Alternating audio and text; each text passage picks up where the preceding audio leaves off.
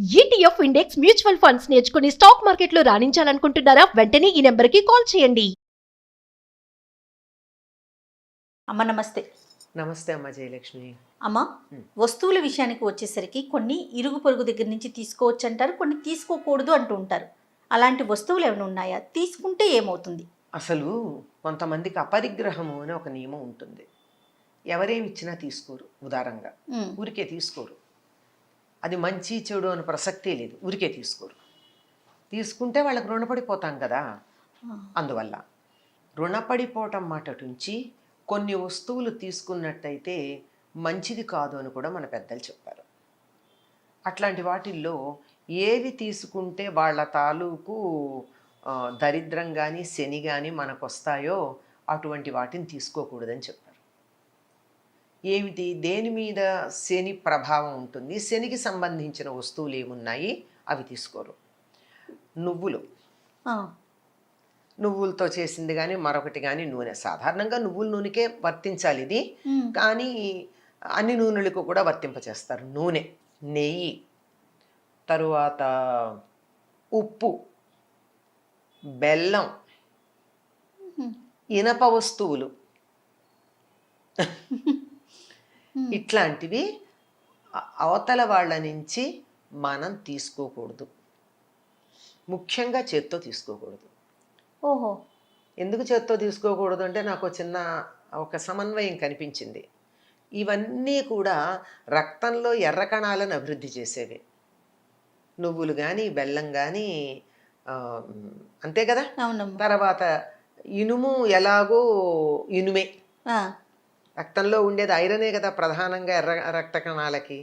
ఆ రక్తానికి ఈ పుచ్చుకున్న వాళ్ళ రక్తానికి మధ్య ఏదన్నా ఒక కండక్టర్ లాంటిది ఉండి తద్వారా అక్కడి నుంచి నెగిటివిటీ ఇక్కడికి రావచ్చు. ఇది నాకు తోచిన సమన్వయం.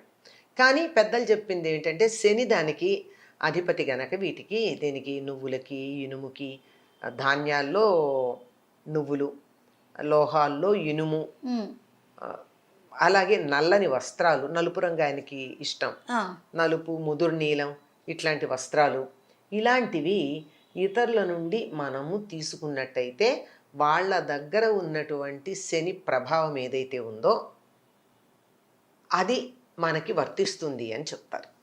అందువల్ల తీసుకోరు. ఇంకా ఏమిటంటే కొన్ని వస్తువులు ఊరికే తీసుకోకూడదు. పైగా కొన్ని వస్తువులు అసలు అప్పుగా అసలు తీసుకోకూడదు. ఉదాహరణకి మన ఇంట్లో పెరుగు పూర్తిగా అయిపోయింది, పాలున్నాయి, పక్కింటికి వెళ్ళి నేను తోడు పెట్టుకుంటాను కాస్త పెరుగు ఇయ్యని అడగకూడదు. తోడుకి పెరుగు అడగడం అన్నది తోడు పెట్టడానికి అయితే మాత్రం పెరుగు ఇవ్వరండి. ఎట్టి పరిస్థితుల్లో వాళ్ళు ఇవ్వరు. మన తోడు కోసం అడిగామంటే మనకు కావాలి అంటే వెళ్ళి మామూలుగా అడుక్కోవచ్చు. ఏమని, నాకు ఇంట్లో పెరుగు అయిపోయిందండి, కాస్త ఈ పూట నేను మజ్జిగ లేనిదే అన్నం తినలేను, కాస్త పెరుగు ఇవ్వండి అని అడిగితే అట్లా తెచ్చుకోవచ్చు. కానీ తెలిసిన వాళ్ళు తోడు కోసం అయితే మాత్రం ఇవ్వరండి పెరుగు. ఎందుకమ్మా? దాని పేరు ఏమిటమ్మా?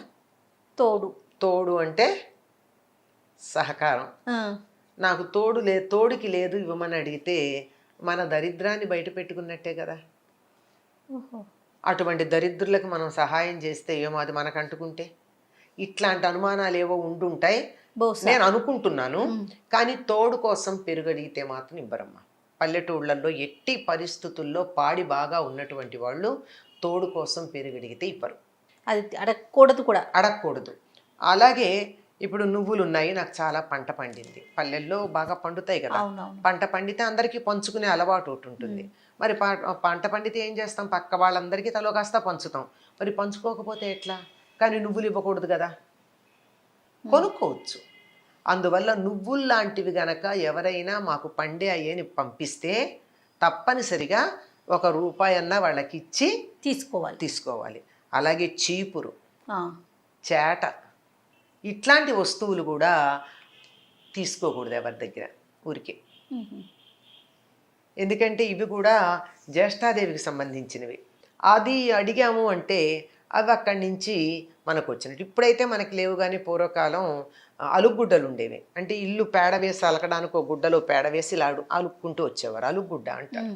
అంటే ఇప్పుడు మనకి మాపర్ కింద లెక్క అనుకోండి, బట్టతో ఇల్లు తుడిచేటప్పుడు తడి బట్ట కావచ్చు, లేకపోతే మాపర్ కావచ్చు. అట్లాంటివి కూడా, ఇవన్నీ కూడా ఈ క్లీనింగ్ ఇంప్లిమెంట్స్ అన్నీ కూడా ఆవిడ గారికి సంబంధించినవి. అందువల్ల అవి కూడా ఊరికే తీసుకోకూడదు. ఓహో. ఇట్లాంటివి పాత గుడ్డలు అయితే, పాత గుడ్డలు ఒక సందర్భంలో తీసుకోవచ్చు. పసిపిల్లలు అప్పుడే డెలివరీ కనుక అయినట్టయితే ఆ పాత ఆ ఒంటి మీద పెట్టుకున్నటువంటి దానివల్ల వాళ్ళ యొక్క భావనలు దాంట్లో ఉండి బిడ్డ క్షేమంగా ఉంటారు కనుక అట్లా అడగచ్చు. కానీ మామూలుగా అయితే అట్లాంటివి ఇట్లా తీసుకోవడం అన్నది ఇవన్నీ దరిద్ర హేతువులుగా చెప్తూ ఉంటారమ్మా. దరిద్రం అంటే మరొకటి ఏం కాదు, మన చేత కష్టపడేటట్టు చేసేది, ఎంత శ్రమ పడినా ఫలితం రాకుండా శ్రమ మాత్రమే మిగిల్చేది. ఆ పని చేసే ఆయన ఎవరంటే శనైశ్చరుడు. నెమ్మదిగా నడుస్తాడు ఆయన. ఎంత నెమ్మదిగా నడుస్తాడంటే మనకు కూడా ఎంత కష్టపడ్డా ఫలితం అన్నేళ్ళు పడుతుంది అనమాట. అది అంతకన్నా ఇంకేం కాదు, కారణం కాదు. అందువల్ల వీటిని ఎవరి దగ్గర ఉదారంగా తీసుకోకూడదు అని చెప్తారు. సో అంటే ఇప్పుడు మీరు చెప్పిన దాన్ని బట్టి మనం వస్తువులు అడిగేటప్పుడు ఆలోచించి అడిగి తీసుకోవాలి, అంతే కదమ్మా? అంతే అమ్మా. అంటే ఇప్పుడు ఇవన్నీ కూడా ఆధ్యాత్మిక పరంగా, అంటే ఇలా చెప్తే భయపడతారని చెప్పుండొచ్చు అంటారా? అంతే. జ్యేష్ఠాదేవికి కోపం వస్తుంది, లేకపోతే జ్యేష్ఠాదేవి మనకు వచ్చేస్తుంది, లేకపోతే ఇవి తీసుకోవటం వల్ల శని మనకు పట్టుకుంటుందని, ఇలాంటివి చెప్పటం వెనకాల ఒకటి ఏంటంటేనమ్మా, ప్రధానంగా ఎవరి దగ్గర ఏమీ తీసుకోకూడదు అని ఊరికే తీసుకోకూడదు అనేటటువంటి భావన పెట్టుకోవాలి. ఎవరి దగ్గర నుంచి ఏమన్నా తీసుకుంటే తిరిగి ఇచ్చేటట్టుగా ఉండాలి. దాని బదులు ఏదో ఒకటి, ఎంతో కొంత.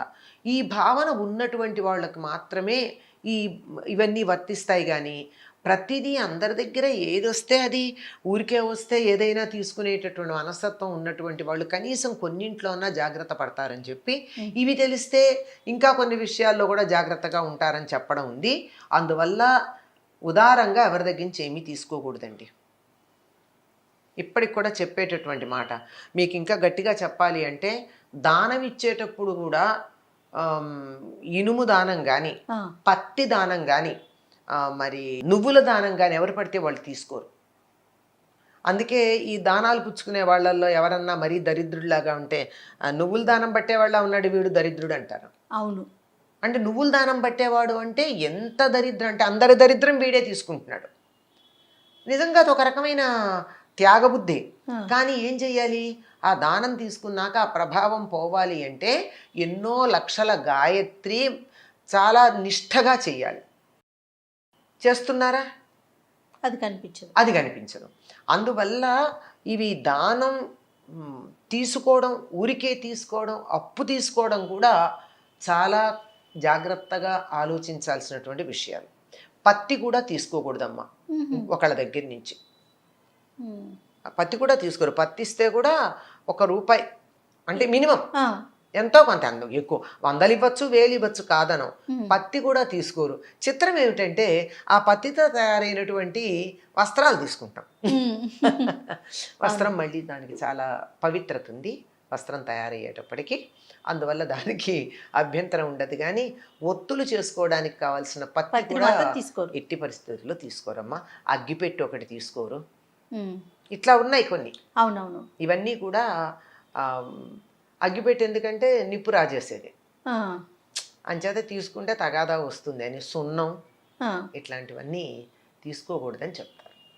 అలాగేనమ్మా. నమస్తే.